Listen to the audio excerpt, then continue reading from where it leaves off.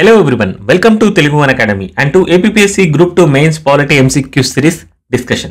ఈ రోజు సెషన్ లో ఫండమెంటల్ డ్యూటీస్ మరియు బేసిక్ స్ట్రక్చర్ డాక్ట్రైన్ అదే విధంగా amendment of the constitution topics మీద MCQs డిస్కషన్ ని చూద్దాం. కంటెంట్ లోకి వెళ్లే ముందు ఒక చిన్న రిక్వెస్ట్, ఒకవేళ మా వీడియోస్ కనుక మీకు నచ్చినట్లయితే మీ ఫ్రెండ్స్ తో షేర్ చేయండి. ఈ ఎంటైర్ ఇనిషియేషన్ తీసుకొచ్చిందే ఎవరైతే ఇంటి దగ్గర నుండి ప్రిపేర్ అవుతున్నారో అదేవిధంగా కోచింగ్ సెంటర్స్ని అఫోర్డ్ చేయలేరో వారికి క్వాలిటీ కంటెంట్ని ఇద్దామన్న ఉద్దేశంతో దీన్ని తీసుకురావడం జరిగింది. So please share these videos. అదేవిధంగా మా టెలిగ్రామ్ గ్రూప్లో జాయిన్ అవ్వండి, మీకు ఎగ్జామ్ రిలేటెడ్ అప్డేట్స్ వస్తూ ఉంటాయి. అదేవిధంగా కరెంట్ అఫైర్స్ కూడా మీకు అందులో ప్రొవైడ్ చేయబడుతూ ఉంటాయి. ఈ PDF డాక్యుమెంట్స్ కూడా మీకు అన్ని ఆ టెలిగ్రామ్ గ్రూప్లోనే అవైలబుల్గా ఉంటాయి. రైట్, సో షేర్ చేయండి. దాని ద్వారా మేము ఇంకెక్కువ వీడియోస్ చేయడానికి కావాల్సిన పాసిబిలిటీ అనేది మాకు క్రియేట్ అవుతూ ఉంటుంది. Right, so let's start the discussion for today. With reference to the fundamental duties, consider the following statements. The fundamental duties in the Indian constitutions are inspired by the constitution of erstwhile USSR. Statement number 2. They state that states shall promote with special care the educational and economic interests of the weaker sections. Statement number 3. They state that every citizen shall promote harmony and the spirit of common brotherhood amongst the all people of India. Right, fundamental duties గురించి మాట్లాడడం అనేది జరుగుతూ ఉంటుంది. Fundamental duties అనేవి original కాన్స్టిట్యూషన్స్లో ఉండవు. 42nd constitutional amendment act ద్వారా వీటిని incorporate చేయడం అనేది జరిగింది. ఏ కమిటీ రికమెండేషన్స్ మీద వీటిని తీసుకోవడం జరిగింది? స్వరణ్ సింగ్ కమిటీ రికమెండేషన్స్ మీద వీటిని తీసుకోవడం అనేది జరిగింది. Right, so they are inspired by the erstwhile USSR. Soviet Union ఏదైతే ఉందో ఆ సోవియట్ యూనియన్లో ఉన్న కాన్స్టిట్యూషనల్లో ఉన్న మన ఫండమెంటల్ డ్యూటీస్ ద్వారా వీటిని ఇన్స్పైర్ చేయడం అనేది జరిగింది. So statement number 1 is correct. They state that state shall promote with special care the educational and economic interest of the weaker section. మనం ప్రీవియస్ క్లాస్లో చూసాము, ఇది DPSPలో రావడం అనేది జరుగుతూ ఉంటుంది. DPSPలో రావడం అనేది జరుగుతుంది. ఎస్పెషల్లీ ఆర్టికల్ 46 అనేది వీకర్ సెక్షన్స్ యొక్క ప్రొటెక్షన్ గురించి, అప్లిప్మెంట్ గురించి మాట్లాడడం అనేది జరుగుతూ ఉంటుంది. సో ఈ స్టేట్మెంట్ అనేది రాంగ్. ఎందుకు అనంటే ఇది ఒక ఫండమెంటల్ డ్యూటీస్లో ఉన్నది కాదు, ఇది DPSPలో ఉండే provision. Right, so statement number 3 ఏం చెప్తుంది? One of the fundamental duties ఏం చెప్తుంది అని అంటే citizen shall promote the harmony and spirit of brotherhood among all the people of India, transcending religious, linguistic and regional and sectional diversities. ఏవైతే diversities ఉన్నాయో ఆ diversities అన్నిటినీ ఓవర్కమ్ చేసి ఒక కామన్ బ్రదర్హుడ్ అనేది ప్రమోట్ చేయాలి అని చెప్పడం అనేది జరుగుతూ ఉంటుంది. అదేవిధంగా పీపుల్స్ మధ్యలో హార్మోని అని ఉండాలి అని చెప్పడం అనేది కూడా జరుగుతూ ఉంటుంది. సో ఇది కూడా ఫండమెంటల్ డ్యూటీస్లోనే రావడం అనేది జరుగుతుంది. So what is the right answer? Right answer వచ్చేసి option B 1 and 3.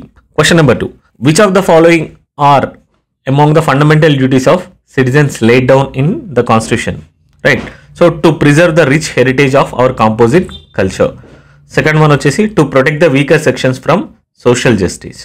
Third one, to develop the scientific temper and spirit of inquiry.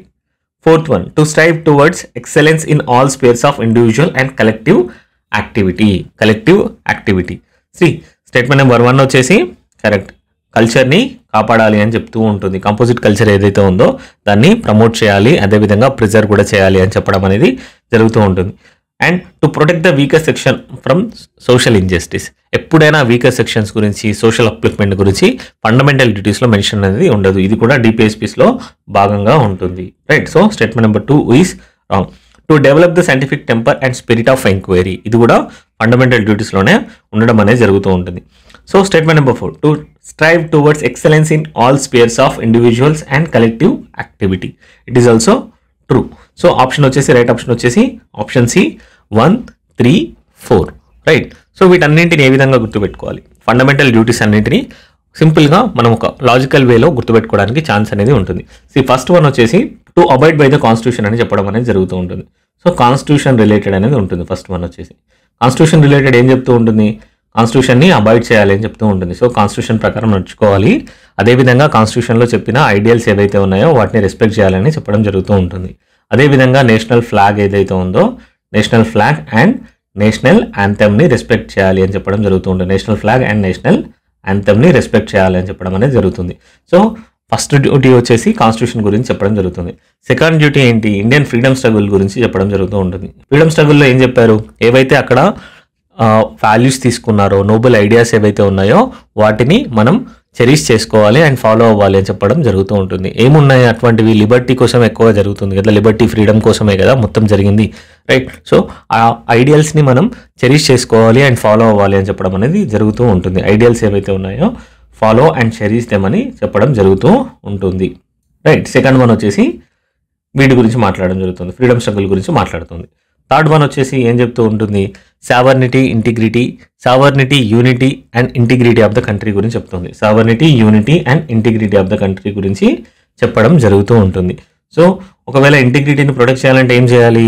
మనం ఒకవేళ ఇండియా మీద ఎవరైనా అటాక్ చేస్తే మనం ఆర్మీలో రెడీగా జాయిన్ అవ్వి మనం ప్రొటెక్ట్ చేయాల్సిన అవసరం అనేది ఉంటుంది. So to defend the country and render national services when called upon to do so అని చెప్పడం అనేది ఫోర్త్ వన్ చెప్తూ ఉంటుంది. సో ఆర్మీలో జాయిన్ అవ్వడం, not only in army, to defend the country, national service అన్ని ఇవ్వాలి అని చెప్పడం అనేది జరుగుతూ ఉంటుంది, రైట్? సో ఫిఫ్త్ వన్ వచ్చేసి ఏముంటుంది? ఫిఫ్త్ వన్ వచ్చేసి టు ప్రమోట్ హార్మనీ.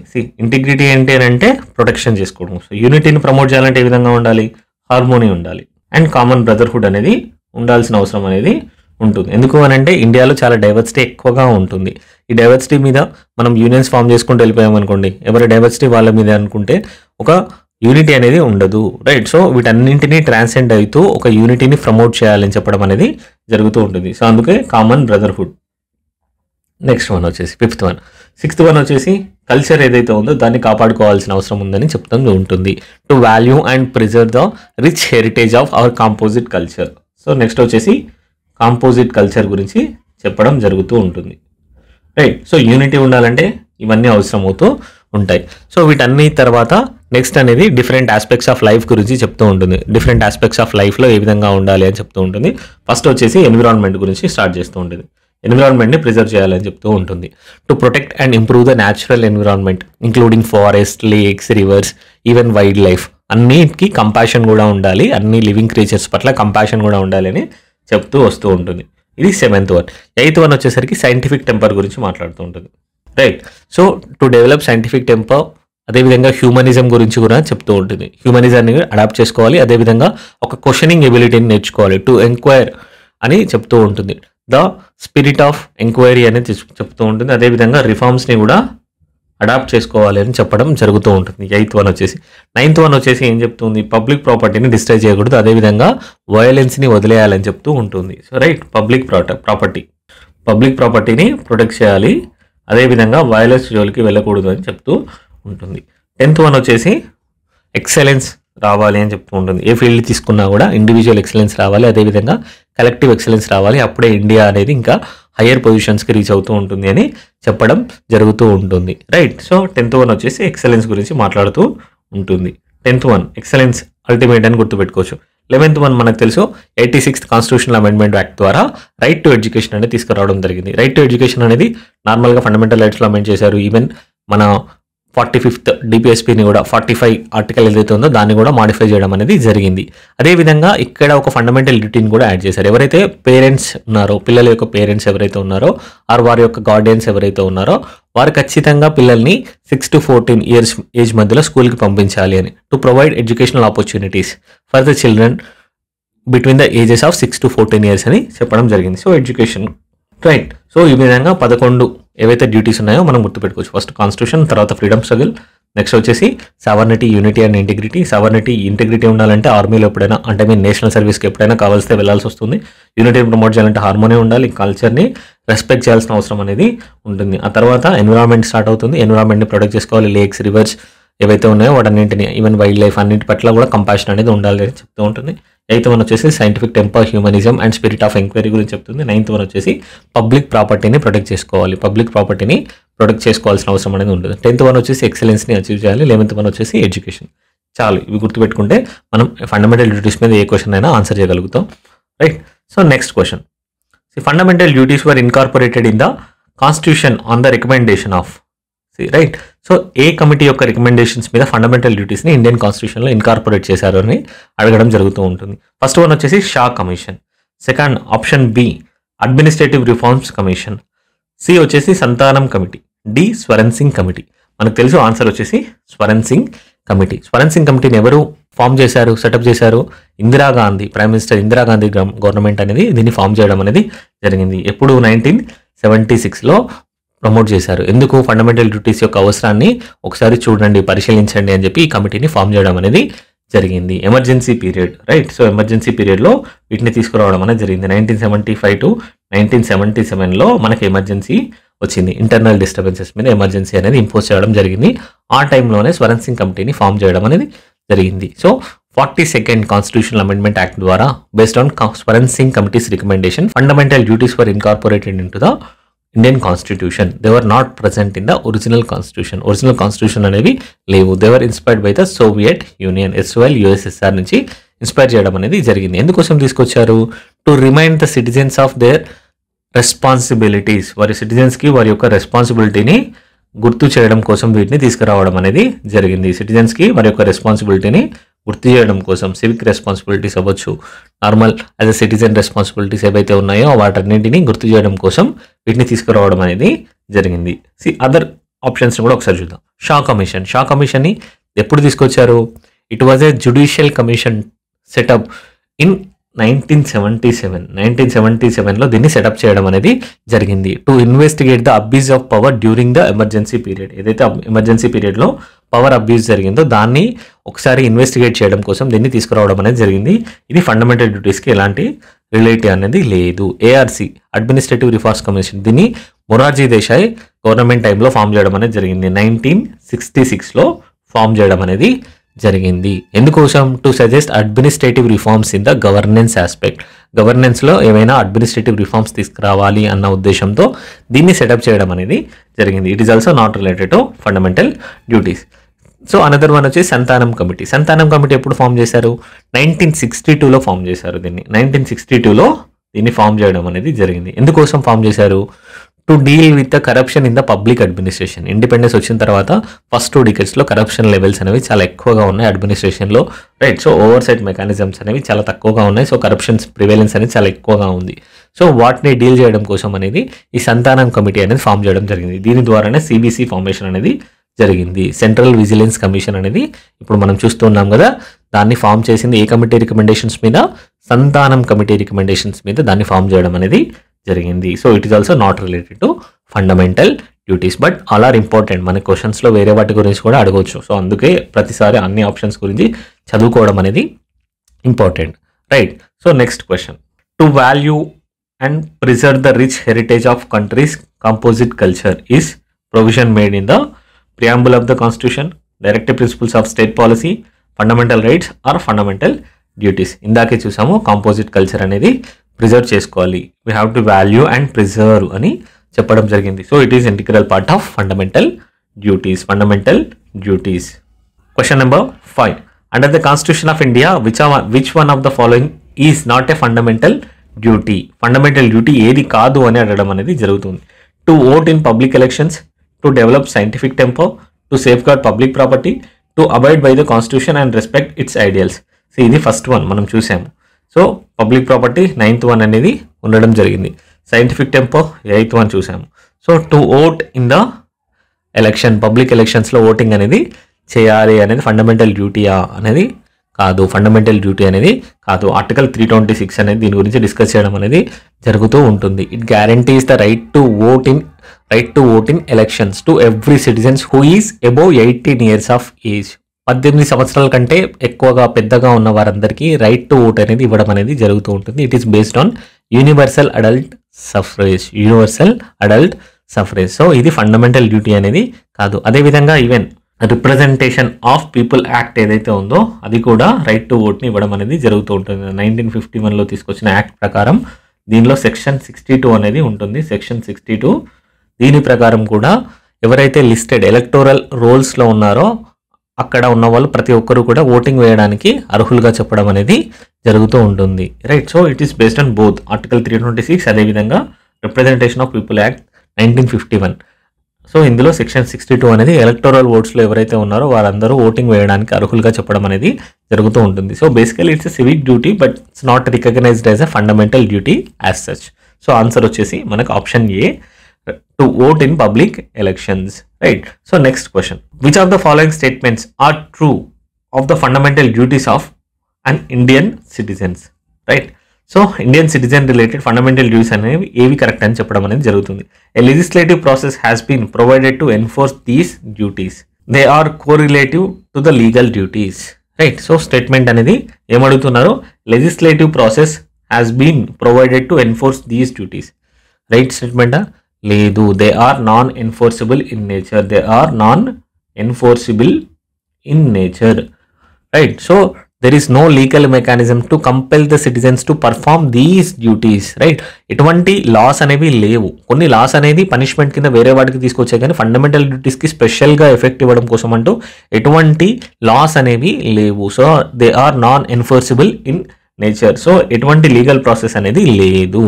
కొన్నింటికి ఉన్నాయి. ఫ్లాగ్ కోడ్ అనేది ఉంది. అదేవిధంగా ఇప్పుడు ప్రాపర్టీ డిస్ట్రాయ్ చేస్తే ఐపీసీలో వేరే సెక్షన్స్ అనేవి ఉండడం జరుగుతుంది. ఇప్పుడు భారత్ కొత్తగా తీసుకొచ్చిన ఐపీసీలో ఏవైతే రిప్లేస్ చేశారో వాటన్నిటి ప్రకారం అయితే పనిష్మెంట్స్ అనేవి ఉండడం జరుగుతూ ఉంటుంది. కానీ వాటిలో స్పెసిఫిక్గా ఫండమెంటల్ డ్యూటీస్ని ఎఫెక్ట్ చేయడం కోసం అంటూ ఎటువంటి ప్రొవిజన్స్ అంటూ లేవు, ఎటువంటి లాస్ అనేది లేదు. So there is no legal process. They are non enforceable in nature.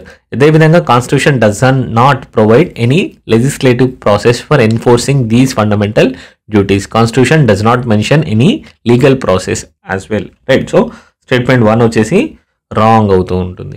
కొన్ని అనేవి ఉన్నాయి. ఇప్పుడు prevention of insults to national honour act అనేది ఉంది, 1971లో తీసుకురావడం అనేది జరిగింది. అది ఏంటి అయితే ఏవైతే నేషనల్ సింబల్స్ ఉన్నాయో వాటి పట్ల ఏమైనా అమర్యాదగా ప్రవర్తిస్తే మనకు ఆటోమేటిక్గా పనిష్మెంట్స్ అనేవి రావడం జరుగుతుంది. But they are different from these legislative process. Right. So ఇక్కడ కన్ఫ్యూజ్ అవ్వకండి. లెజిస్లేటివ్ ప్రాసెస్ అని అంటే ఫండమెంటల్ రైట్స్ ఉన్నాయి. ఫండమెంటల్ రైట్స్లో స్పెషల్గా కొన్నింటిని ఇంప్లిమెంట్ చేయడం కోసం అనేది గవర్నమెంట్ కొన్ని యాక్ట్స్ని తీసుకురావడం జరిగింది. స్పెషల్లీ సివిల్ రైట్స్ యాక్ట్స్ ఉంది. సో అన్టచబిలిటీని తీసేయడానికి అక్కడ ఏంటి ఎగ్జాక్ట్లీ ఆ ప్రొవిజన్ని ఇన్కార్పొరేట్ చేయడం కోసం, ఆ ప్రొవిజన్కి ఎఫెక్ట్ ఇవ్వడం కోసమే ఆ లాస్ అనేవి తీసుకురావడం అనేది జరిగింది. కానీ ఇక్కడ అలా కాదు, నార్మల్గా రెగ్యులర్గా తీసుకురావడం జరిగింది. ఇవి కోరిలేట్ అవుతూ ఉన్నాయి, కానీ ఎగ్జాక్ట్ లీగల్ ఎన్ఫోర్స్మెంట్ అంటూ ఫండమెంటల్ డ్యూటీస్కి లేదు. రైట్. అదేవిధంగా they are correlative to legal duties అని అడుగుతూ ఉన్నారు.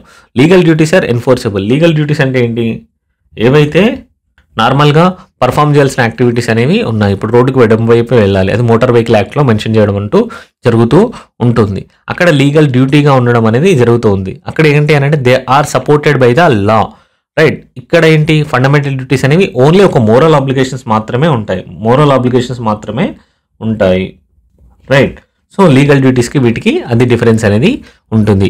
Not all fundamental duties have corresponding legal obligations. కొన్నింటికి అనేవి మ్యాపింగ్ అనేది ఉంది, కానీ కొన్నింటికి అయితే లేదు. రైట్. సో అన్నింటికి అన్ని ఫండమెంటల్ డ్యూటీస్కి లీగల్ బ్యాకింగ్ లేదు కాబట్టి మనం వీటిని లీగల్ డ్యూటీస్గా చూడడం లేదు. They are not correlated with any legal duties. Even the option 2 is also wrong. Answer వచ్చేసి 2 రాంగ్ కాబట్టి neither 1 nor 2. Right. So next question, fundamental డ్యూటీస్లో last question. To uphold and protect the sovereignty, unity and integrity of the country is a provision made in the, దేంట్లో అంటున్నారు, preamble of the constitution, directive principles of the state policy and fundamental rights and fundamental duties. Right. So ఇది మనకేంటి అని అంటే ఎక్స్ప్లిసిట్గా mention చేసింది fundamental డ్యూటీస్లోనే చేయడం జరిగింది. Fundamental డ్యూటీస్లోనే చేయడం జరిగింది. Right. So next question, consider the following statements regarding the amendment of the constitution. Part 20 of the Constitution deals with the powers of the Parliament to amend the Constitution and its procedure. Statement number 2, an amendment of the Constitution can be initiated by the state legislatures also. Statement number 3, there is no provisions for holding a joint session for the purpose of an amendment bill. Right. So statement number 1. Statement number 1 అనేది correct. మనకి amendment procedure అనేది article 368.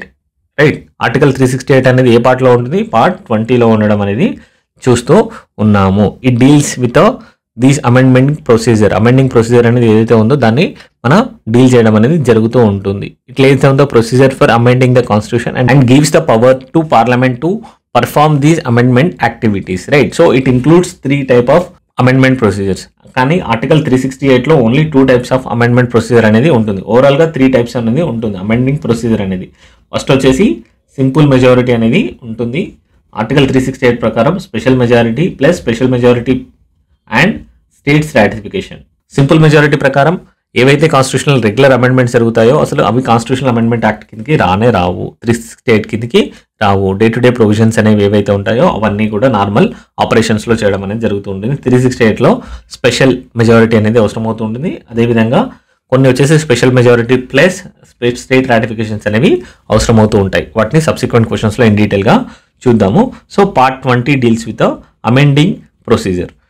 Second one వచ్చేసి an amendment of the constitution can be initiated by state legislature also. No, only parliament can initiate a constitutional amendment procedure, right. So constitutional అమెండ్మెంట్ని only parliaments మాత్రమే initiate చేయగలుగుతాయి. State legislature has no power to initiate and amendment to the constitution. కానీ కొన్నింట్లలో రాటిఫికేషన్స్ అనేది అవసరం అవుతూ ఉంటాయి. Constitutional amendment ప్రాసెస్లో భాగం అవుతాయి కానీ అవి ఇనిషియేట్ చేసే పవర్స్ అంటూ లేవు. ఇక్కడ మనం దేనికి అడుగుతున్నారు, ఇనిషియేటెడ్ అని అడుగుతున్నారు. ఇనిషియేషన్ చేసే పవర్స్ అనేవి స్టేట్ లెజిస్లేచర్స్కి లేవు. ఇప్పుడు మన అసెంబ్లీ ఉంది, తెలంగాణ అసెంబ్లీ ఉంది, ఆర్ ఆంధ్రప్రదేశ్ అసెంబ్లీస్ ఉన్నాయి. సో వీటి నుండి మనం ఎటువంటి కాన్స్టిట్యూషనల్ అమెండ్మెంట్ని ఇనిషియేట్ చేయలేము, రైట్. సో ఒకవేళ కాన్స్టిట్యూషనల్ అమెండ్మెంట్ జరగాలి అని అంటే పార్లమెంట్ నుండే రావాల్సిన అవసరం అనేది ఉంటుంది. So statement number 2 is wrong. There is no provision for holding a joint sitting for the purpose of an amendment bill. ఇది కూడా కరెక్ట్. ఎప్పుడైతే జాయింట్ సిట్టింగ్ ఎప్పుడు అవసరం అవుతుంది, when there is a dead lock between Lok Sabha and Rajya Sabha, వాటన్నిటిని clear చేయడం కోసం joint sitting అనేది చేయడం జరుగుతూ ఉంటుంది. కానీ ఇక్కడ జాయింట్ సిట్టింగ్కి ప్రొవిజన్ అంటూ ఉండదు. జాయింట్ సిట్టింగ్కి ప్రొవిజన్ అంటూ ఉండదు. రెండు సభలు ఇండివిజువల్గా సపరేట్గా యాక్సెప్ట్ చేయాల్సిందే, రైట్. సో ఇక్కడ కూడా right. Statement 1, 3 is also right. So answer వచ్చేసి only 1 and 3. So next question. Consider the following statements. Statement number 1. The Article 368 provides for the 2 types of amendment. Second statement, the amendment bill does not require prior permission of the President.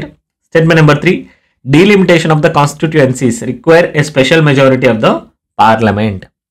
Right? So, ఇందులో మనల్ని ఏం అడగడం జరుగుతుంది, 368 కింద mention చేయబడిన amendment types గురించి అడగడం జరుగుతూ ఉంటుంది. ముందుగానే చూసాము 368 కింద 2 types of amendment procedures అనేవి ఉంటాయి. ఫస్ట్ వన్ వచ్చేసి స్పెషల్ మెజారిటీ ఉంటుంది. అదేవిధంగా సెకండ్ వన్ వచ్చి special majority plus ratification of half of the state, at least half of the states అనేది ఉంటుంది. స్టేట్స్ అంటే ఇక్కడ స్టేట్ లెజిస్లేచర్స్ అనేవి వీటిని యాక్సెప్ట్ చేయాల్సిన అవసరం ఉంటుంది.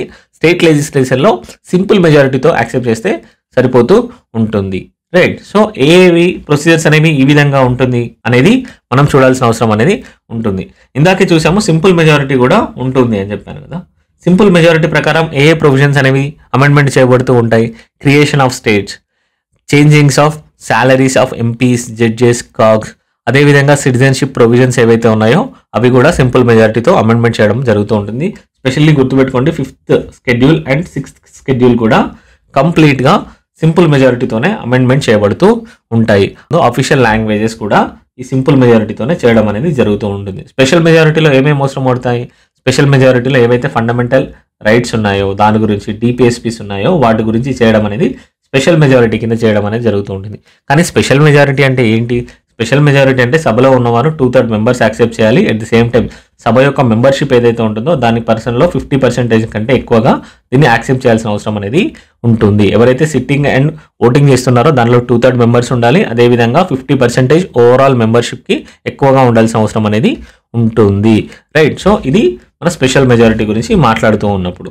అదేవిధంగా special majority plus state ratification అన్నప్పుడు ఈ ప్రాసెస్ అయిపోవాలి. ప్లస్ మిగిలిన ఏవైతే ఇప్పుడు ఉన్న స్టేట్స్ ఉన్నాయో ఆ స్టేట్స్లో ఖచ్చితంగా 50% యాక్సెప్ట్ చేయాల్సిన అవసరం అనేది ఉంటుంది. వాటి యొక్క లెజిస్లేచర్స్లో సింపుల్ మెజారిటీస్తో పాస్ చేయాల్సిన అవసరం అనేది ఉంటుంది, రైట్.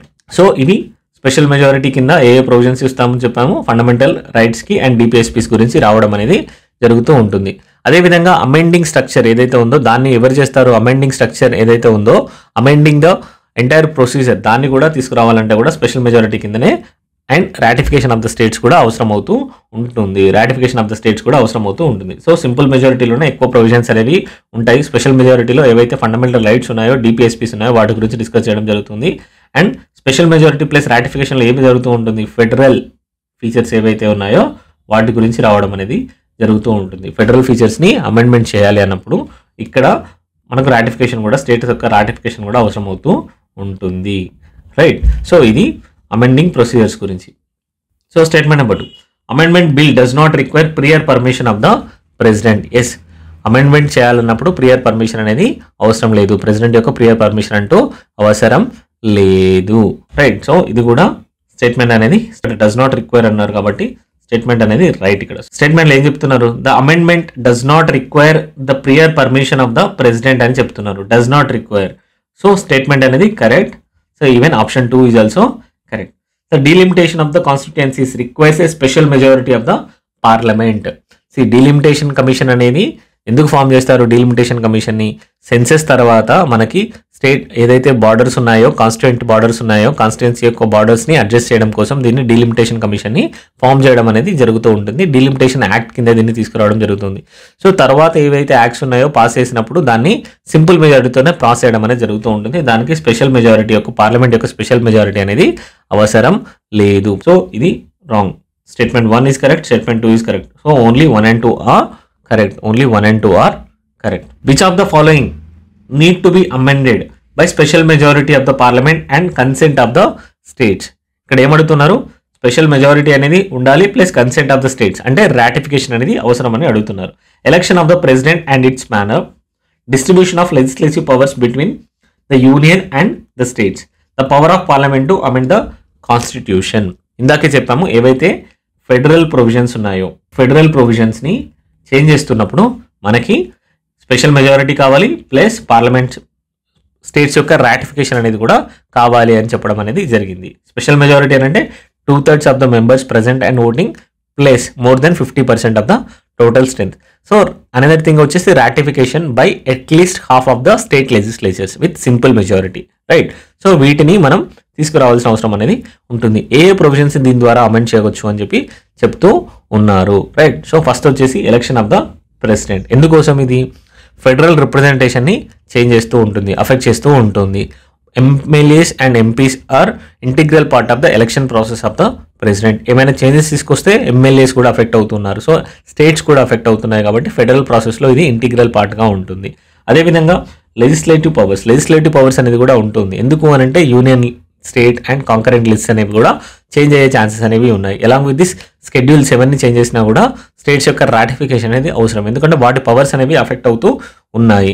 అదేవిధంగా ఎక్స్టెంట్ ఆఫ్ ఎగ్జిక్యూటివ్ పవర్స్ అనేది 73 to 162 ఆర్టికల్స్ మధ్యలో డిస్కస్ చేస్తాం కదా. ఇవి కూడా ఏంటి అంటే సెంటర్ స్టేట్ రిలేషన్స్ని అఫెక్ట్ చేసే ఛాన్సెస్ అనేవి ఉంటాయి. అందుకోసమే ఎగ్జిక్యూటివ్ పవర్స్ని కూడా ఎప్పుడైనా చేంజ్ చేసినప్పుడు అప్పుడు కూడా స్టేట్స్ యొక్క రాటిఫికేషన్ అనేది అవసరం అవుతూ ఉంటుంది. అదేవిధంగా సుప్రీంకోర్టు అండ్ హైకోర్టు జ్యూరిస్డిక్షన్స్ని చేంజ్ చేస్తున్నప్పుడు కూడా వీటి యొక్క స్టేట్స్ యొక్క రాటిఫికేషన్ అనేది అవసరం అవుతూ ఉంటుంది. జ్యూరిస్డిక్షన్ అంటే వాటి యొక్క స్కోప్ అనేది పెంచినా తగ్గించినా, పవర్స్ పెంచినా తగ్గించినా, హైకోర్టు అండ్ సుప్రీంకోర్టు రిలేటెడ్ ఏవైతే ఉన్నాయో ఆ టైంలో కూడా మనకి అవసరం అవుతూ ఉంటుంది. స్టేట్స్ యొక్క permission are consent, rather permission అనడం రైట్ వర్డ్ కాదు, కన్సెంట్ అనేది అవసరం. స్టేట్స్ యొక్క కన్సెంట్ అనేది అవసరం. రైట్. అదేవిధంగా representation of states in Rajya Sabha, పార్లమెంట్లో ఏదైతే రిప్రజెంటేషన్ ఉందో స్టేట్స్ రిప్రజెంటేషన్, దాన్ని చేంజ్ చేసినప్పుడు కూడా తీసుకురావాల్సిన అవసరం అనేది ఉంటుంది. అదేవిధంగా procedure for amending the constitution, ఏదైతే 368 ఉందో 368 ద్వారా 368ని అమెండ్ చేస్తున్నప్పుడు కూడా ఖచ్చితంగా ఏదైనా చేంజెస్ తీసుకొచ్చినప్పుడు స్టేట్స్ యొక్క కన్సెంట్ అనేది అవసరం అవుతూ ఉంటుంది. రైట్. సో వీటికి స్పెషల్ మెజారిటీ అవసరం అవుతూ ఉంటుంది, ప్లస్ కన్సెంట్ అనేది కూడా ఇంపార్టెంట్. రైట్. సో ఆన్సర్ వచ్చేసి all of the above. Next question, consider the statement regarding the basic structure of the constitution. The basic structure concept of judiciary came in to picture in Golaknath case. Second one, judicial review is part of the basic structure. Right. So basic structure అనేది ఎప్పుడు వచ్చింది? కేశవానంద భారతి కేసులో రావడం అనేది జరిగింది. Kesavananda Bharati case 1973లో దీన్ని తీసుకురావడం అనేది జరిగింది.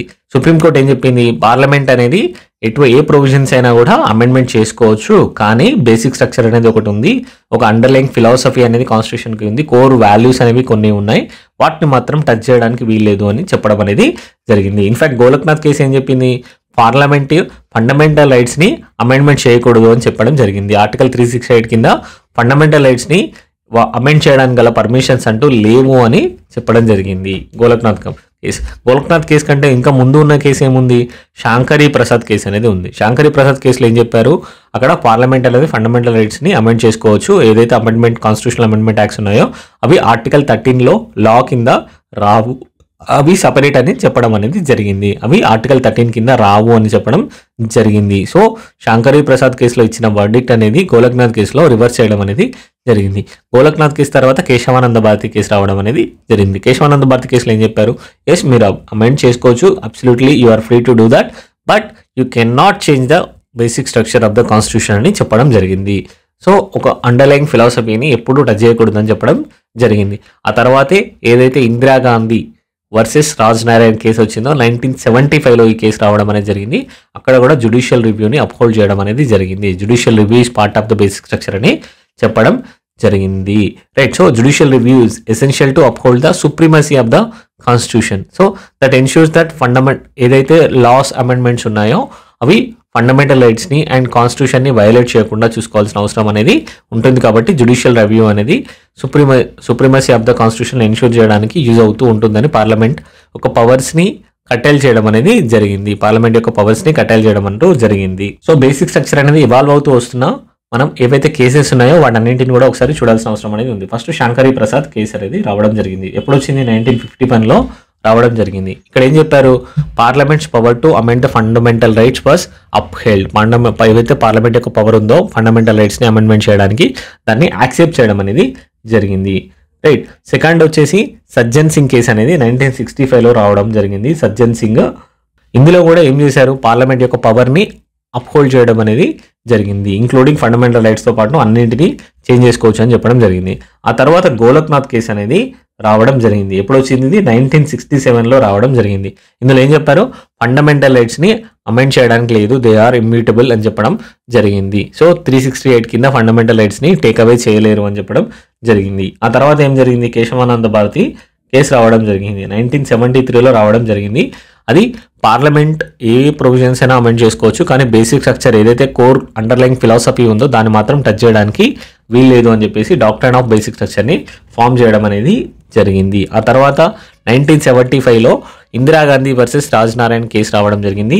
ఇందిరాగాంధీ వర్సెస్ రాజ్ నారాయణ్. ఈ కేసులో ఏం చెప్పారు? Judicial review and free and fair elections అనేది it's integral part of basic structure అని చెప్పడం జరిగింది. So judicial review is part of basic structure అని ఎక్స్ప్లిసిట్గా మెన్షన్ చేయడం అనేది జరిగింది. ఇది ఎప్పుడు జరిగింది? 1975లో దీన్ని చేయడం జరిగింది. ఆ తర్వాత ఏమొచ్చింది? ఫేమస్ మినర్వా మిల్స్ కేసు అనేది రావడం జరిగింది. ఇది వచ్చేసి 1980లో. మినర్వా మిల్స్ కేసు అనేది ఏం చెప్పింది? ఫండమెంటల్ రైట్స్ ఒక అమెండ్మెంట్ ఏదైతే ఉందో, పార్లమెంట్ యొక్క పవర్ అనేది ఏదైతే ఉందో, పార్లమెంట్ యొక్క పవర్ అనేది లిమిట్గా ఉంటుంది. కాన్స్టిట్యూషన్ అమెండ్మెంట్ చేసే పవర్ అనేది లిమిట్గా ఉంటుంది. అదేవిధంగా entire constitution is based on the bed rock of balance between the fundamental rights and DPSPs అని చెప్పడం జరిగింది. ఫండమెంటల్ రైట్స్కి డిపిఎస్పీకి బ్యాలెన్స్గా ఉండాలి అని మినర్వా మిల్ కేసులో చెప్పడం జరిగింది. రైట్. సో ఆ తర్వాత ఏదైతే వామన్ రావు కేసు అనేది రావడం జరిగింది. ఆ కేసులో ఏం చెప్పారు?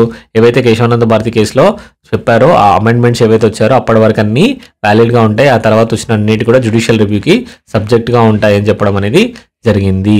రైట్. మనకి తెలుసు ఈవెన్ ఎస్ఆర్ బొమ్మాయి కేసు కూడా రావడం జరిగింది. అది కూడా ఇంపార్టెంట్. 1994లో రావడం జరిగింది. అక్కడ ఫెడరలిజం, సెక్యులరిజం అండ్ డెమోక్రసీ ఇవన్నీ కూడా బేసిక్ స్ట్రక్చర్లో పార్ట్గా చెప్పడం అనేది జరిగింది. రైట్. ఈవెన్ ప్రెసిడెంట్ రూల్ అనేది ఏదైతే ఇంపోజ్ చేస్తారో ఆర్టికల్ 356 కింద అది కూడా జ్యుడిషియల్ రివ్యూకి సబ్జెక్ట్గా ఉంటుంది అని చెప్పడం జరిగింది. మినర్వా మిల్ కేసు కూడా ఇంపార్టెంట్. ఎందుకు అని అంటే balance between fundamental rights and DPSPs అని చెప్పింది మినర్వా మిల్ కేసులోనే. మనకి అడగొచ్చు ఏ కేసులో ఏ వర్డిక్ట్ అనేది ఇంపార్టెంట్ వర్డిక్ట్ అనేది రావడం జరిగింది అని అడిగే ఛాన్సెస్ అనేవి ఉంటాయి. ఇప్పటివరకు ఏవేమి ఉన్నాయి కాన్సెప్ట్స్ అనేవి బేసిక్ స్ట్రక్చర్లో? సుప్రీమసీ ఆఫ్ ద కాన్స్టిట్యూషన్ అనేది ఉంది, sovereignty, democracy, republic, nature of the constitution ఏదైతే ఉందో అది కూడా ఉండడం అనేది జరిగింది. సెక్యులరిజం అండ్ వెల్ఫేర్ స్టేట్ కూడా బేసిక్ స్ట్రక్చర్లో ఉండడం జరిగింది.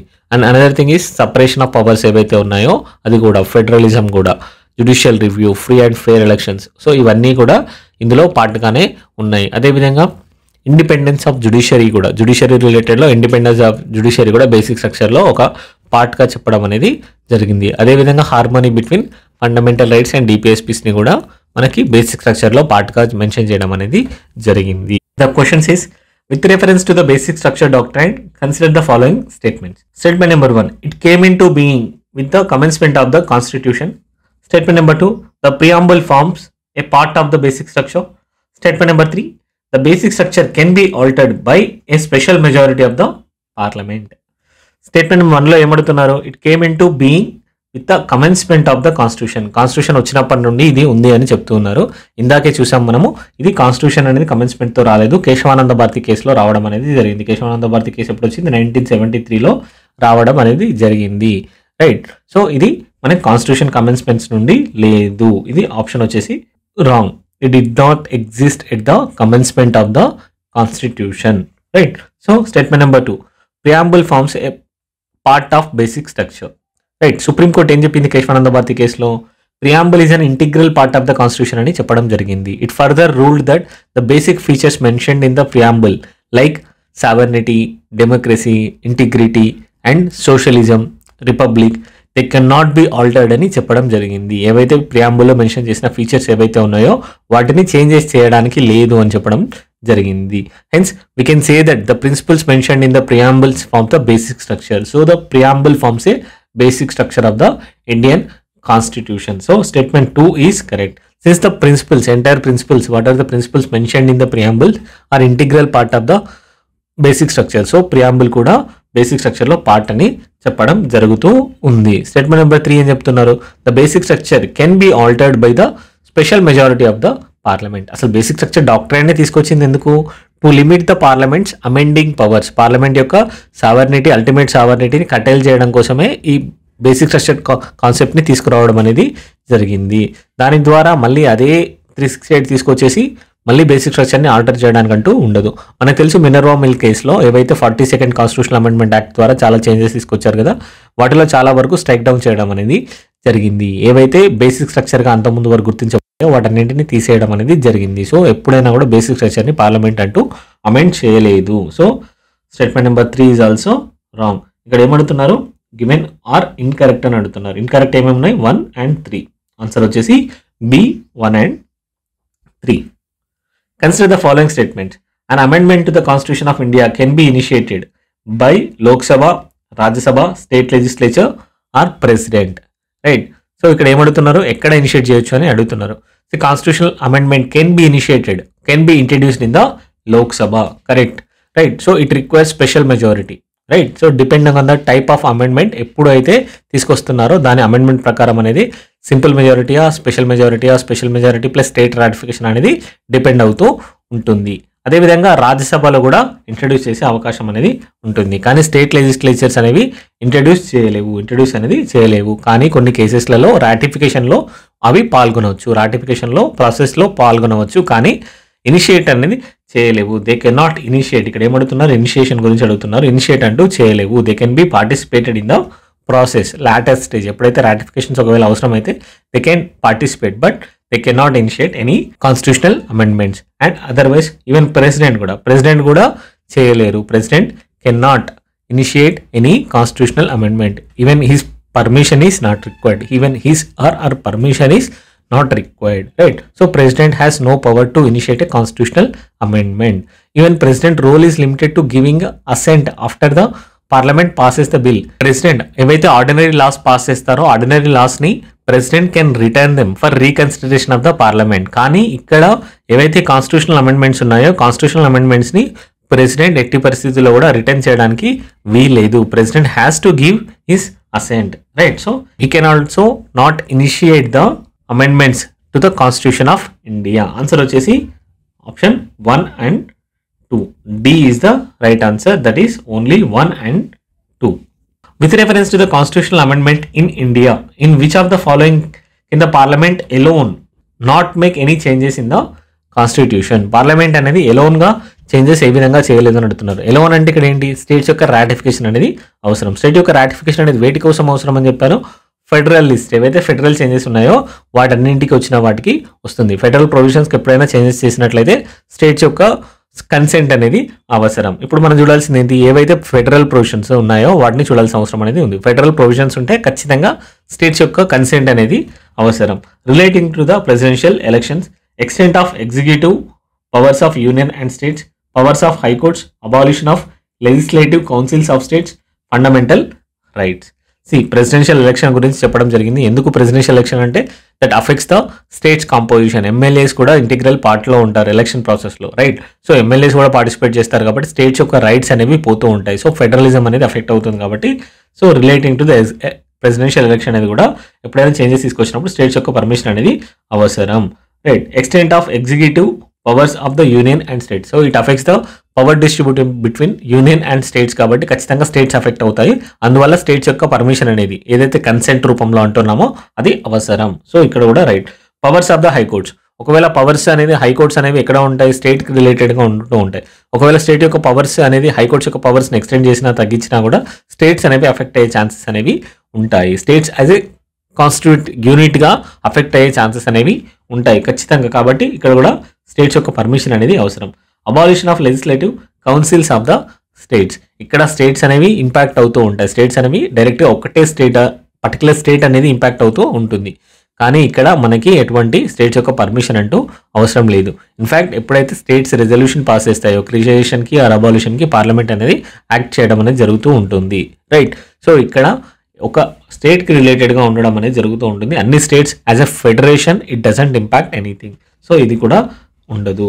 ఫండమెంటల్ రైట్స్ అనేవి ఫండమెంటల్ రైట్స్కి మాత్రం స్పెషల్ మెజారిటీ మాత్రమే కావాలి. స్పెషల్ మెజారిటీ మాత్రమే కావాలి. స్టేట్స్ యొక్క రాటిఫికేషన్ అనేది అవసరం లేదు. ఫండమెంటల్ రైట్స్కి ఈవెన్ డిపిఎస్పీస్కి కూడా స్పెషల్ మెజారిటీస్ అనేది అవసరం, కానీ రాటిఫికేషన్ అనేది అవసరం లేదు. సో ఆన్సర్ వచ్చేసి 1, 2, 3. B only 1, 2, 3. Right. So next question. Simple majority is needed in which of the following cases. Simple majority అనేది ఎప్పుడు అవసరం అవుతుంది అని అడుగుతున్నారు. సింపుల్ మెజారిటీ ఏం చెప్పాను, special majority and special majority with state ratification. Special మెజారిటీలు ఏమేమి ఉన్నాయి, మేజర్గా ఫండమెంటల్ రైట్స్ అండ్ డిపిఎస్పీస్ ఉంటాయి. అదేవిధంగా ఏవైతే మిగిలిన ప్రొవిజన్స్ అనేవి రెండింటికి రావో అవి ఉంటాయి. స్పెషల్ మెజారిటీ ప్లస్ రాటిఫికేషన్ అనేది ఫెడరల్ ప్రొవిజన్స్కి రిలేటెడ్గా ఉండడం అంటూ జరుగుతూ ఉంటుంది. సో మిగిలినవన్నీ సింపుల్ మెజారిటీతోనే చేయడం జరుగుతూ ఉంటుంది. ఈవెన్ యాక్చువల్లీ ఇవి మన 368 కిందకి కూడా రావు. అమెండ్మెంట్ ప్రొసీజర్స్గా కూడా కన్సిడర్ చేయడం అనేది జరగదు. రైట్. స్పెషల్ మెజారిటీ అనేది వేటికి వస్తూ ఉంది, to declare the financial emergency, to pass money bill, to declare state emergency, to elect speaker. అన్నింటిలో కూడా మనకి సింపుల్ మెజారిటీ అనేది సరిపోతూ ఉంటుంది. సింపుల్ మెజారిటీ అంటే ఏంటి, ఎవరైతే 50% మెంబర్స్ ఉంటారో ప్రజెంట్ అండ్ ఓటింగ్ ఉంటారో వారిని సింపుల్ మెజారిటీ అని పిలవడం అనేది జరుగుతూ ఉంటుంది. So it refers to more than 50% of the members present and voting in the house. Right. So ఏవైతే ఆర్డినరీ బిల్స్ ఉంటాయో, రెజల్యూషన్స్ ఉంటాయో, మోషన్స్ ఉంటాయో వీటన్నింటిని పాస్ చేయడానికి సింపుల్ మెజారిటీని యూజ్ చేయడం అనేది జరుగుతుంది. ఇక్కడ వచ్చేసి to declare financial emergency, to pass the money bill or to declare state emergency అన్నిటి కూడా మనం సింపుల్ మెజారిటీనే యూజ్ చేయడం అనేది జరుగుతూ ఉంటుంది. Right. So next question. Effective majority is needed in which of the following cases. Effective majority మనం చాలా రేర్గా విన్న వర్డ్ ఇది. ఎఫెక్టివ్ మెజారిటీ అని అంటే 50% of the total strength of the house ఉండాలి, excluding the vacant seats. Right. So 100 ఉన్నాయనుకోండి, 100 seats ఉన్నప్పుడు ఇందులో 10 వేకెంట్ సీట్స్ ఉన్నాయి. అబ్సల్యూట్ మెజారిటీ అని అంటే 51 ఉండాల్సిన అవసరం అనేది ఉంటుంది. ఇది absolute majority. Right. So effective majority అని అంటే ఏవైతే వేకెంట్ సీట్స్ ఉన్నాయో 90 ఉన్నాయి, 90లో మనకు మెజారిటీ కావాల్సిన అవసరం అనేది ఉంది. సో 45 + 1 46 కావాల్సిన అవసరం అనేది ఉంటుంది. ఇది ఎఫెక్టివ్ మెజారిటీ. ఎఫెక్టివ్ మెజారిటీని ఎక్కడ యూజ్ చేస్తాము అనేది క్వశ్చన్ అడుగుతూ ఉన్నారు. Removal of the presiding officers of both Lok Sabha and Rajya Sabha, removal of speaker of the Lok Sabha only, impeachment of the president, removal of the judges of the supreme court. So ఇక్కడ ఎక్కడ అనేది effective majority కావాలి అని అడుగుతూ ఉన్నారు. Removal of presiding officers of both Lok Sabha and Rajya Sabha. Right. Presiding officers ఏమంటే ఎవరు ఉంటారు, స్పీకర్, రైట్, డిప్యూటీ స్పీకర్, అదేవిధంగా chairman of the Rajya Sabha, deputy chairman of the Rajya Sabha. So వీరన్నిటి resolution, ఒక రెజల్యూషన్ అనేది ఎఫెక్టివ్ రెజల్యూషన్, ఎఫెక్టివ్ మెజారిటీ ద్వారా ఒక రెజల్యూషన్ పాస్ చేసేసి తీసివేయాల్సిన అవసరం అనేది ఉంటుంది. రైట్. సో వీరిని ఒకవేళ ఆఫీస్ నుంచి తీసేయాలనుకుంటే ఒక రెజల్యూషన్ పాస్ చేయాలి. ఆ రెజల్యూషన్ అనేది ఎఫెక్టివ్ మెజారిటీతో ఉండాల్సిన అవసరం అనేది ఉంటుంది. వేకెన్సీస్ని పక్కన పెట్టేసి మిగిలిన మెంబర్షిప్ ఎంత ఉన్నారో అందులో మెజారిటీ అనేది తీసుకోవాల్సిన అవసరం అనేది ఉంటుంది. సో ప్రిసైడింగ్ ఆఫీసర్స్ అందరికీ ఇది వర్తిస్తూ ఉంటుంది. So statement 1 is correct. Removal of speaker of Lok Sabha only అని అంటున్నారు. కాదు, స్పీకర్ ఒక్కరికే కాదు మిగిలిన వారికి కూడా ఉండడం అనేది జరుగుతూ ఉంటుంది. మిగిలిన ఎవరైతే ఆఫీసర్స్ ఉన్నారో డిప్యూటీ స్పీకర్ ఉంటారో వారు కూడా ఉంటారు. అదేవిధంగా chairman of Rajya Sabha and deputy chairman of the Rajya Sabha కూడా ఉండడం జరుగుతూ ఉంటుంది. స్పీకర్ని కూడా తీసేయడానికి యూజ్ చేస్తారు, కానీ ఓన్లీ స్పీకర్ ఓన్లీ అన్నారు కాబట్టి స్పీకర్ ఓన్లీ కాదు. Impeachment of the president special majority అనేది అవసరం అవుతూ ఉంటుంది. సో స్టేట్మెంట్ అనేది wrong. Removal of judges of the supreme court అని అన్నారు, ఇది కూడా రాంగ్ స్టేట్మెంట్. ఇక్కడ కూడా మనకు స్పెషల్ మెజారిటీ అనేది అవసరం అవుతూ ఉంటుంది. సో ఆన్సర్ వచ్చేసి only 1 A is the right answer. So next question, with reference to the various majorities mentioned in the Indian Constitution, consider the following statements. Simple majority refers to majority of not less than 50% of the total membership of the house. Absolute majority refers to the majority of more than 50% of the membership of the present and voting. Effective majority refers to the majority of all the then members of the present in the house. Right. So majorities ఏంటి అని అడగడం జరుగుతుంది క్వశ్చన్లో, మనం answer చేయాల్సిన అవసరం అనేది ఉంటుంది. సింపుల్ మెజారిటీ అంటే ఏంటి? More than 50% of the members present and voting. 50% of the members present and voting, not related to the membership of the house. Membership గురించి ఇది మాట్లాడదు. ఎంతమంది ప్రజెంట్ ఉన్నారు, ఎంతమంది ఓటింగ్ చేస్తున్నారు, దాంట్లో మెజారిటీ కావాల్సిన అవసరం అనేది ఉంటూ ఉంది. రైట్. సో దాని గురించి మాట్లాడేది. ఇది ఏం చెప్తూ ఉంది? మెజారిటీ అనేది ఇక్కడ ఎవరే చెప్తున్నారు? ఇక్కడ స్వాప్ చేయడం అనేది జరిగింది. స్టేట్మెంట్స్ని స్వాపింగ్ అనేది చేయడం జరిగింది. ప్రజెంట్ అండ్ ఓటింగ్ దేని గురించి మాట్లాడుతూ ఉంటుంది? సింపుల్ మెజారిటీ గురించి మాట్లాడుతూ ఉంటుంది. సో టోటల్ మెంబర్షిప్ గురించి దేని మాట్లాడుతుంది? అబ్సల్యూట్ మెంబర్షిప్ అనేది మాట్లాడడం అనేది జరుగుతూ ఉంటుంది. సో స్టేట్మెంట్ 1, 2 రెండు రాంగ్ ఇవ్వడం, స్వాపింగ్ చేయడం అనేది జరిగింది. సో ఇలా స్టేట్మెంట్స్ అనేవి మనకు దగ్గరలో ఇచ్చినప్పుడు ఒకదాని ఆప్షన్ ఇంకో దానికి ఇచ్చే అవకాశం అనేది ఉంటుంది. మనం కేర్ఫుల్గా అబ్జర్వ్ చేసుకోవాల్సిన అవసరం అనేది ఉంటుంది. సో ఎఫెక్టివ్ మెజారిటీ ఇందాకే చూసాం కదా, ఎఫెక్టివ్ మెజారిటీస్ అనేది ఏ విధంగా ఉంటుంది అని. So present of the then members of the present in the house అని అడుగుతుంది. సో ఇట్ ఎక్స్క్లూడ్ ద వేకెన్స్ని ఎక్స్క్లూడ్ చేయడం అనేది జరుగుతూ ఉంటుంది. వేకెన్సీస్ని ఎక్స్క్లూడ్ చేయడం జరుగుతుంది. రైట్. సో ఎఫెక్టివ్ మెజారిటీలో సో ఆన్సర్ వచ్చేసి only C. Next question, consider the following statement regarding the special majority. Special majority గురించి క్వశ్చన్ అనేది అడుగుతూ ఉన్నారు. స్పెషల్ మెజారిటీ రిక్వైర్డ్ ఎంత ఉంది అని చెప్తున్నారు. For article 249 A majority of 2/3 members present and voting is required. For Article 368, a majority of the 2/3 members present and voting supported by over 50% of the total strength of the house is required. Right. So special majority అనేది మనకి article కూడా mention చేయడం అనేది జరుగుతూ ఉంటుంది. Special majority required article 249కి వేరే ఉంటుంది. Special majority for article 368 అనేది వేరే ఉంటుంది. ఇన్ జనరల్గా స్పెషల్ మెజారిటీ అని అంటే మనం తీసుకుంటాము 2/3 vote plus 2/3 of the present and voting plus total మెంబర్షిప్లో 50% ఉండాలని చెప్పడం జరుగుతూ ఉంటుంది. కానీ 249లో పార్లమెంట్ ఏదైతే ఉందో దాన్ని అలౌ చేస్తూ ఉంటుంది. స్టేట్స్ లిస్ట్ మీద ఎప్పుడైతే రాజ్యసభ అనేది ఒక రెజల్యూషన్ పాస్ చేస్తూ ఉంటుందో దాన్ని లా చేయడానికి ఆ టైంలో దానికి 2/3 మెజారిటీ ఉంటే సరిపోతుంది. 50% ఆఫ్ ద మెజారిటీ అనేది ఏది అవసరం లేదు అని చెప్పడం జరుగుతూ ఉంటుంది. రైట్. సో 2/3 మెజారిటీ ఉంటే చాలు అని చెప్పడం జరిగింది. 249 కింద ఈ 2/3 మెజారిటీ ఉంటే సరిపోతుంది అని చెప్పడం జరిగింది. ఆర్టికల్ 368 కింద వచ్చేసరికి 50% ఆఫ్ ద మెంబర్షిప్ కూడా ఉండాలి అని చెప్పడం జరిగింది. Right. So both are true, both are correct. As per the Article 368 of the Constitution of India, the Parliament may amend any provisions of the Constitution by way of addition, variation, repeal. Right. So answer వచ్చేసి ఏంటి? ఇక్కడ answer 1, 2, 3 addition చేసుకోవచ్చు, new provision add చేయొచ్చు. Right. Fundamental duties అయితే ఏ విధంగా add చేశారో ఆ విధంగా చూసాం. 42nd కాన్స్టిట్యూషన్ అమెండ్మెంట్ యాక్ట్లో ఇందాకే చూసాం 51A యాడ్ చేయడం అనేది జరిగింది. అదేవిధంగా వేరియేషన్ మార్చడం కూడా చేయవచ్చును. Right. Parliament can modify, alter, change the provisions of the constitution. మనకు తెలుసు 97th కాన్స్టిట్యూషన్ అమెండ్మెంట్ యాక్ట్ అనేది కోఆపరేటివ్స్ని యాడ్ చేయడం అనేది జరిగింది. రిపీలింగ్ కూడా చేయడం జరగవచ్చు. మనం చూసాము 7th కాన్స్టిట్యూషన్ అమెండ్మెంట్ యాక్ట్ 1956లో provision of the part B ఏదైతే స్టేట్స్ ఉన్నాయో వాటన్నింటినీ కంప్లీట్గా రిపీల్ చేయడం జరిగింది. అదేవిధంగా ఫండమెంటల్ రైట్స్ ఏదైతే మన ఆర్టికల్ రైట్ టు ప్రాపర్టీ ఏదైతే మెన్షన్ చేయబడిందో 44th కాన్స్టిట్యూషనల్ అమెండ్మెంట్ యాక్ట్ ద్వారా దాన్ని తీసేయడం అనేది జరిగింది. తీసేసి మళ్ళీ వేరే దగ్గర యాడ్ చేయడం అనేది జరిగింది. సో రిపీలింగ్ ద్వారానే చేశారు కదా అది కూడా. So it can do anything, addition, variation, repeal, provided that it should not alter the basic structure of the constitution. It can do anything. So article 1, 2, 3 is the right answer. So next question, which of the following statements are correct about the Constitution of India? Powers of the municipalities are given in the part 9A of the constitution. Municipality powers అనేవి part 9Aలో ఇచ్చారని చెప్తూ ఉన్నారు. Right. So emergency provisions are given in part 18 of the constitution. Provisions related to the amendment of the constitution are given in the part 20 of the constitution. ఇందాక చూసాం part 20లో వచ్చేసి article 368 అనేది రావడం జరుగుతూ ఉంటుంది. అది అమెండ్మెంట్ ప్రొసీజర్ గురించి discuss చేయడం జరుగుతుంది. So statement number 3 is correct. Statement number 1లో ఏంటి? ఆర్టికల్స్ ఏమేమి ఆర్టికల్స్ ఉంటాయి? 243 P2ZG అనేది ఉంటుంది. 243 ZG వరకు మున్సిపాలిటీస్ గురించి డిస్కస్ చేయడం అనేది జరుగుతూ ఉంటుంది.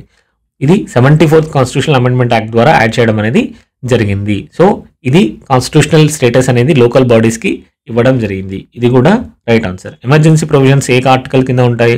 ఆర్టికల్ 352 to 360 కింద మెన్షన్ చేయబడుతూ ఉన్నాయి. ఇవి ఏ పార్ట్లో ఉన్నాయి? ఈ ఆర్టికల్స్ 352 to 360 అనేది పార్ట్ 18లో మెన్షన్ చేయడం అనేది జరిగింది. ఇది కూడా రైట్ ఆన్సర్. సో ఆన్సర్ వచ్చేసి D 1 2 3. Consider the following statements. A bill amending the constitution requires a prior permission or prior recommendation of the President of India. When a constitution amendment bill is presented to the President of India, it is obligatory for the President of India to give his or assent. A constitution amendment bill must be passed by both Lok Sabha and Rajya Sabha by a special majority and there is no provision for joint sitting. 2022లో ఇది UPSC ప్రిలిమ్స్లో అడగడం జరిగింది.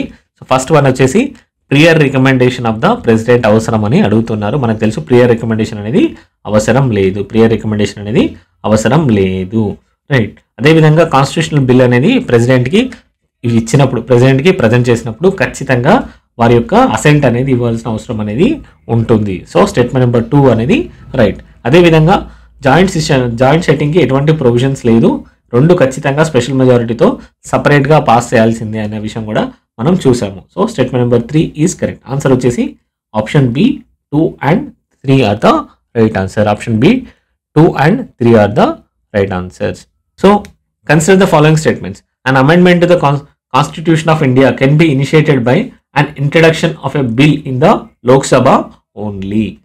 If such an amendment seeks to make changes in the federal character of the Constitution, the amendment also requires to be ratified by the legislature of all the states of India.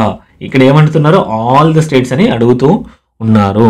All the states అని అంటే almost అన్ని states అనేవి చేయాల్సిన అవసరం అనేది ఉంటుంది. కానీ ఇక్కడ మనకు తెలిసింది ఏంటి? Only 50% of the state, at least 50. So ఇది వచ్చేసి రాంగ్. ఏమడుతున్నారు? ఆల్ ద స్టేట్స్ అని అడుగుతున్నారు. ఇది రాంగ్. ఇక్కడ ఓన్లీ లోక్సభలో అన్నారు. ఇది కూడా రాంగ్ అవుతుంది. సో ఇక్కడ మనకి ఏమడిగారు? కరెక్ట్. ఎప్పుడైనా రాంగ్ ఎక్కువగా ఉన్నప్పుడు చూసుకోండి ఖచ్చితంగా. ఇక్కడ కరెక్ట్ స్టేట్మెంట్ ఏమని అడుగుతున్నారు? సో కరెక్ట్ స్టేట్మెంట్ వచ్చేసి ఏవి కాదు, neither 1 nor 2. So this sums up our discussion on fundamental duties, basic structure of the constitution and amendment of the constitution. Telegram గ్రూప్లో జాయిన్ అవ్వండి. అదేవిధంగా ఛానల్ కూడా సబ్స్క్రైబ్ చేసుకోండి. వీడియోస్ని కూడా మీ ఫ్రెండ్కి షేర్ చేయండి. Thank you for watching.